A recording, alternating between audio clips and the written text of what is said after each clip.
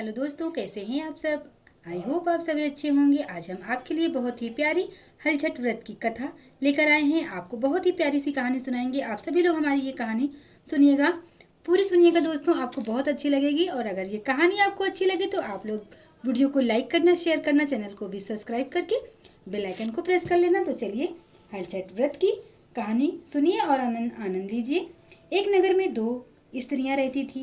दोनों एक ही परिवार की थी और रिश्ते में देवरानी जेठानी लगती थी। देवरानी का नाम सलोनी और वह बड़ी ही नेक थी, सदाचारिणी तथा दयालु थी। जेठानी का नाम था तारा, वह स्वभाव से बड़ी ही दुष्ट थी। एक बार दोनों ने हर व्रत किया। विधिवत पूजन आदि करने के बाद शाम को दोनों भोजन के लिए थालियां परोसकर ठंडी होने के लिए रखकर बाहर जा बैठी। उस दिन सलोनी ने खीर तथा तारा ने मेहरी बनाई थी। अचानक दो कुत्ते उनके घर में घुसे और भोजन खाने लगे। अंदर से चप चप की आवाज आई तो दोनों अपने अपने कक्ष के भीतर जाकर देखने लगी। सलोनी ने कुत्ते को खीर खाते देखा तो कुछ नहीं बोली और बर्तन में बची हुई बाकी खीर भी उसके आगे डाल दी। लेकिन तारा थाली में मुंह मारते कुत्ते को देखते ही आग बबूला हो गई। उसने कमरे का द्वार बंद किया और फिर डंडा लेकर कुत्ते को इतना मारा कि उसकी कमर ही तोड़ डाली। कुत्ता अधमरा होकर जैसे तैसे जान बचाकर वहां से भागा। दोनों कुत्ते जब बाहर मिले तो एक दूसरे का हालचाल पूछने लगे। जो कुत्ता सलोनी के यहाँ गया था वह बोला, मैं जिसके कक्ष में गया था वह स्त्री तो बड़ी भली है। मुझे खीर खाते देखकर भी उसने कुछ नहीं कहा, बल्कि बर्तन में खीर खत्म हो जाने के बाद भी उसने मुझे और खीर खिला दी ताकि मैं भरपेट खा सकूं।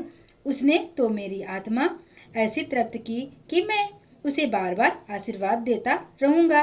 मेरी तो ईश्वर से यही कामना है कि मरने के बाद मैं उसी का पुत्र बनूं और जीवन भर उसकी सेवा करके इस ऋण को चुकाता रहूं। जिस प्रकार उसने मेरी आत्मा को तृप्त किया है उसी प्रकार मैं उसकी आत्मा को भी तृप्त करूंगा और हमेशा खुश करता रहूंगा। अब तुम बताओ तुम्हारे साथ क्या बीती। लगता है तुम्हारी तो वहाँ खूब पिटाई हुई है। दूसरा कुत्ता बड़े ही दुखी स्वर में बोला, तुम्हारा अनुमान ठीक है भाई। आज से पहले मेरी ऐसी दुर्गति कभी नहीं हुई थी। पहले तो थाली में मुंह मारते ही सारा जबड़ा हिल गया। फिर भी भूख से परेशान होकर मैंने दो चार कौर सटके ही थे कि वह दुष्ट आ गई और कमरा बंद करके डंडे से उसने मुझे इतना मारा कि मेरी कमर ही तोड़ डाली। मैं तो ईश्वर से यही निवेदन करता हूँ कि अगले जन्म में मैं उसका पुत्र बनकर उससे बदला चुकाऊं। जैसे उसने मार मार कर मेरी कमर तोड़ी है वैसे ही भीतरी मार से मैं भी उसका हृदय और कमर तोड़ डालूं। कहते हैं कि बेजुबान की बददुआ बहुत बुरी होती है, इसे दैवी भी कहा जा सकता है। दूसरा कुत्ता शीघ्र ही मर गया और मरकर उसने तारा के घर में ही पुत्र रूप में जन्म लिया। पुत्र रत्न पाकर तारा बहुत खुश हुई। पुत्र को लेकर उसने अपने मन में बड़े बड़े मंसूबे बांध लिए थे, बड़े बड़े सपने देखे थे। मगर दूसरे दिन जब घर घर में हर छठ का व्रत हो रहा था, पूजा हो रही थी, तो वह लड़का मर गया। तारा की तो जैसी दुनिया ही उजड़ गई। वह दहाड़े मार मार कर रोने लगी, मगर किया क्या जा सकता है। जैसे तैसे उसने अपने सीने पर सब्र का पत्थर रख लिया। फिर तो हर वर्ष उसके लड़का होता और हर छठ के दिन मर जाता।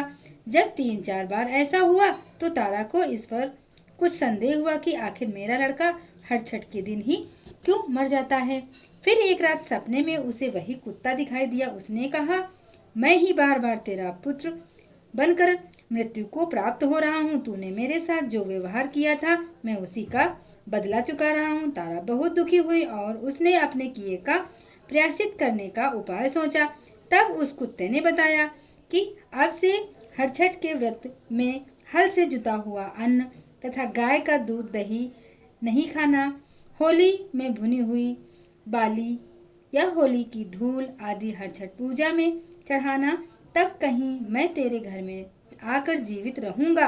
पूजा के समय यदि तारक गढ़ छटके तो तू समझना कि अब मैं यहाँ जीवित रहूंगा। तारा ने वैसा ही किया। इस हर छठ के व्रत के प्रभाव से उसकी संतान जीने लगी। तभी से संतान कामना और सुख सौभाग्य के लिए यह व्रत किया जाता है। यह व्रत पुत्र की लंबी आयु के लिए किया जाता है। यह व्रत भादो के महीने की कृष्ण पक्ष की षष्ठी को मनाया जाता है। भगवान श्री कृष्ण के ज्येष्ठ भ्राता श्री बलराम जी के जन्म उत्सव के रूप में भी ये मनाया जाता है। हल छठ व्रत का बहुत ही बड़ा महत्व है दोस्तों। ये व्रत संतान की लंबी आयु के लिए माताएं करती हैं। कथा शुरू करने से पहले उनको बहुत सारी तैयारियां भी करनी होती हैं। स्नान करना रहता है, स्वस्थ कपड़े पहनने रहते हैं। घर को अगर घर गोबर का है, कच्चा घर है तो उसको गोबर से लीपा जाता है। इस तालाब में झरबेरी, ताश, पलाश की एक एक शाखाएं बांधकर बनाई जाती हैं। हर छठ को गाड़ देते हैं और उसके बाद पूजा की जाती है।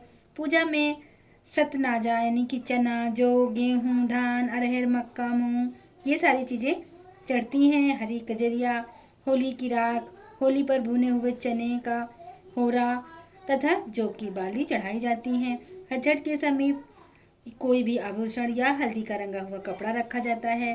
पूजा करने के बाद भैंस के दूध से बने मक्खन द्वारा हवन किया जाता है और उसके बाद ही ये कथा कही जाती है दोस्तों। तो ये वीडियो हमारी आपको कैसी लगी मुझे कमेंट करके ज़रूर बताना। माता हर छठ आप सभी की मनोकामनाएं पूरी करें। इसी मंगल कामना के साथ हम फिर मिलेंगे नेक्स्ट वीडियो में।